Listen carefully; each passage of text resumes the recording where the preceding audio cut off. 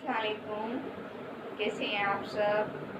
Hold my hand के साथ मैं हूँ फौजी उस्मान।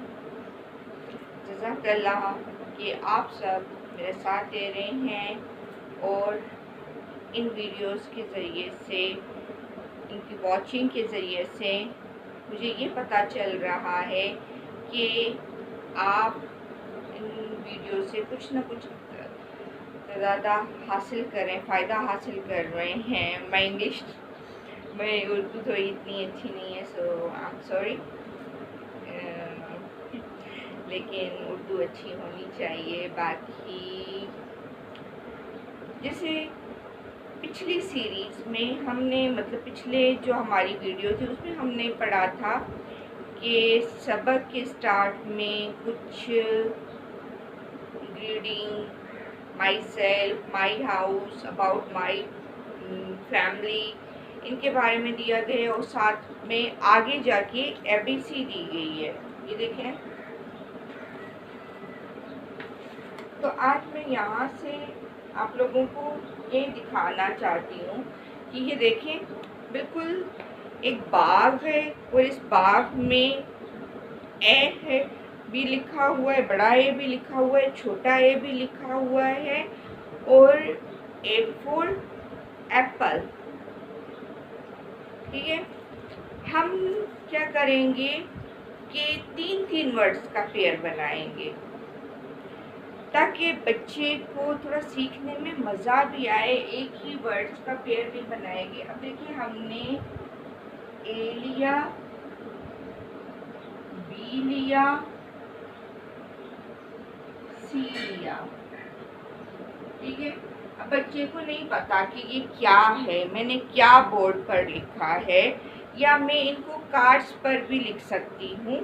क्लास में स्ट्रेटेजी ये भी अपना सकती हूँ, कार्ड्स पे लिख सकती हूँ, या मैं बच्चों को एक शक्ल दे सकती हूँ कि ये एक शक्ल है। आप लोगों के पास उनको कुछ मटेरियल देगी, आप लोगों के पास मटेरियल है, उस मटेरियल के साथ ये वाली शक्ल बनाएं। जैसे मैंने पहले भी कहा कि हमारे पास बहुत सी ऐसे घरेलू चीज़ें होती है, मोती होते हैं या लेस की पट्टियाँ होती हैं या कपड़े के पीस होते हैं या पत्थर होते हैं। बहुत सी ऐसी चीज़ें हैं जिनकी मदद से हम बच्चों को वो मटेरियल देकर कहेंगे कि भाई इस शक्ल की ये शक्ल बनाओ। जो ये शक्ल बनाएगा तो हम बच्चे को बताएंगे कि बेटा, मैंने क्या बताया था कि मैं आप लोगों को क्या पढ़ाने आ रही हूँ, इंग्लिश। आपको पता है इंग्लिश में इसे क्या कहते हैं? ए। क्या कहते हैं? ए। ए, ठीक है, इसे कहते हैं ए। आप भी मेरे साथ दोहराएं, ए। आपने देखा इसकी शक्ल कैसी है? अब इसको मतलब आसान सी शक्ल बनाते हैं। चलो, ये बड़ी मुश्किल लग रही है। एक लाइन हमने यूं लगाई, एक लाइन हमने यूं लगाई, फिर हमने बीच से यूं इसको लाइन लगाई। बच्चा शुरू में मतलब गलत लिख लेता है, डजेंट मैटर। बच्चे को ये लाइन यूं निकल जाती है या ये लाइन यूं हो जाती है, ये यूं हो जाती है, फिर यूं करता है। हमने इस पर फोकस नहीं करना है, हमने जस्ट ये देखना है कि बच्चा ए को पिक किस तरह कर रहा है, कौन सा बच्चा कितना जल्दी पिक कर रहा है और कैसे कर रहा है। तो जब हमने बच्चे को बोला, बच्चे ने उस लफ्ज़ को दोहराया, बताया, फिर हम बच्चे को, एक होता है कि हम नोटबुक्स में बच्चों को लिखवाते हैं। नोटबुक्स में थोड़ा सा मसला ये आ जाता है कि काफ़ी बच्चे हमारे गुर्बत का शिकार है जो नोटबुक्स नहीं परचेज़ कर सकते हैं। अगर जो एक स्लैट आती है जिस पे चॉक से लिखा जाता है, उस पर क्या है कि बार बार मिटाना, लिखना बड़ा आसान होता है, वो एक बहुत ही अच्छी चीज़ है। हम बच्चों को मेरे ख्याल में नोटबुक की बजाय वो चीज़ दिलवाएं बोलें पेरेंट्स को कि वो चीज़ एक ही दफ़ा बस लेनी पड़ेगी। नोटबुक क्या है, बार बार ख़त्म हो जाती है या बच्चे मिटाना उनको नहीं आता है तो वो उसको फाड़ देते हैं। उनकी किताब कापियाँ फटी हुई होती है और जब भी उनके बैग में रहते सारे पेजेस अलग अलग होते हैं। या फिर हम बच्चे को इस तरह भी सिखा सकते हैं। एक तो स्लेट का ज़रिए, स्लेट भी बहुत अच्छा सा तरीका है। स्लेट हमने बच्चों को कहा कि ख़रीद लें तो बच्चों ने ख़रीद ली। बाकी कुछ ज़राए बहुत और भी हैं कि बच्चे को हमने, अगर हमारे मतलब स्कूल में मट्टी वाला सिस्टम है, मट्टी है, तो हमने थोड़ी सी मट्टी क्लास में लाई। वहाँ मट्टी में अगर हम बच्चों को लेकर जाएंगे, मट्टी माइट भी बच्चे कपड़े ख़राब कर दे और अगले दिन घरों से शिकायत आ जाए, भाई हमारे बच्चे के जब भी घर आते कपड़े ख़राब ही उनके होते हैं मट्टी से, आप लोग इनको पढ़ाते हो कि खिलवाते हो। तो बहुत से पेरेंट्स हैं उनको नहीं पता कि बच्चे खेल खेल में किस तरह पढ़ते हैं। तो हम वो मट्टी लेकर आएंगे, नीचे बिल्कुल बिछा देंगे, बच्चे को कहेंगे कि इसको देखो और इसकी तरह इस मट्टी में शेप बनाने की कोशिश करो। बच्चा इस स्ट्रेटजी से भी ये बनाएगा। फिर हम उसको कहेंगे कि इसको प्रोनाउंस भी करो साथ में, ये नहीं है कि सिर्फ बनाते जाओ। ए, ठीक है। फिर हम बच्चे को कहेंगे, हमारे पास स्कूल में चार्ट्स होते हैं, हम अपनी प्रिंसिपल से चार्ट लेंगे और उसको किसी भी बच्चे की मदद से या खुद ही छोटे छोटे कार्ड्स में बनाएंगे। हम कहेंगे कि बच्चे ने जब सीख लिया बड़ा ए लिखना, अब हम बच्चे को कहेंगे कि भाई आपने इस कार्ड पर ये लें पेंसिल, आप अपनी पेंसिल यहाँ निकालें और इस पर ए लिखें। देखते हैं सबसे अच्छा ए किसका होता है, बच्चा बड़ा खुश होता है। फिर वो यहाँ पे ए लिखेगा। हम अपनी दीवारों को मुख्तलिफ चीज़ों से खूबसूरत बनाने की बजाय, डेकोरेट करने की बजाय हम क्या करें, बच्चों के इन्हीं अल्फाजों को एक जगह पे पेस्ट कर दें। अगर हमें एक दिन लगता है ए सिखाने में, मैं कहती हूँ डजंट मैटर, कोई बात नहीं, एक दिन में अगर बच्चे ने सिर्फ ए सीख लिया। फिर बच्चे को गेम के ज़रिए से हम कहेंगे बेटा क्लोज योर आईज, और फिर अपनी फिंगर से, मैं देखो आंखें बंद करके अपनी फिंगर से यूं कर रही हूँ, एक लाइन यूं आई, फिर एक लाइन यूं आई, फिर यूं आई, ए बना। अच्छा, अब मैं इसके गाल पर लिखूंगी। किसी बच्चे को हमने खड़ा कर दिया, अब मैंने अपनी आंखें बंद की है, मैं अपनी फिंगर से इसके चीक पे लिखूंगी ए, ठीक है। इस तरह से वो आप बच्चे से बहुत सी स्ट्रेटजी से ये भी कर सकते हैं।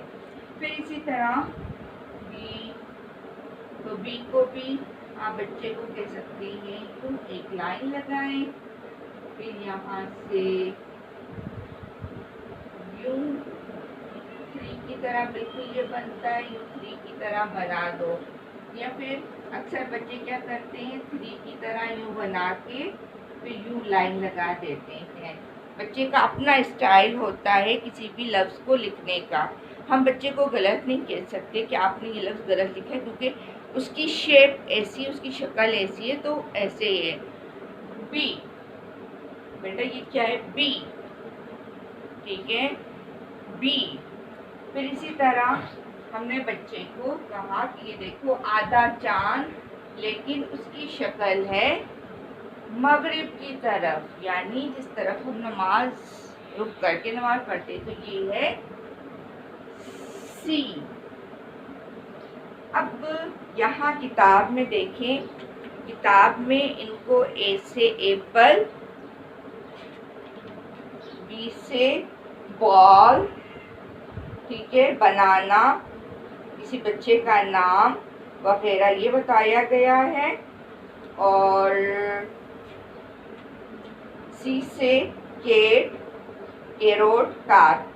अब हम एक कल भी मैंने बताया था कि एक छोटी सी गेम बच्चे के साथ खेल सकते हैं।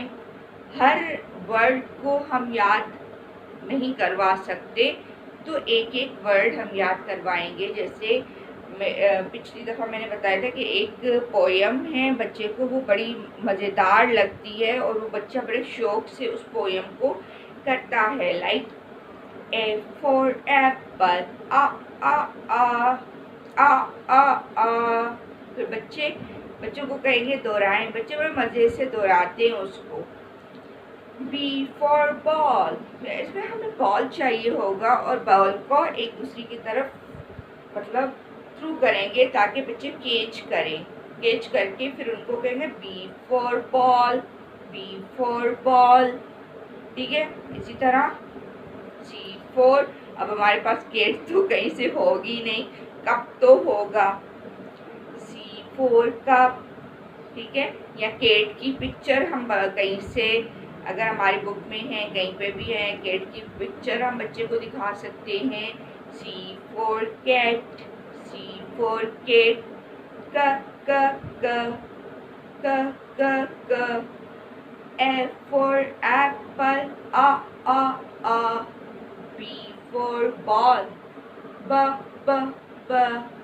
सी फॉर किट, क क क।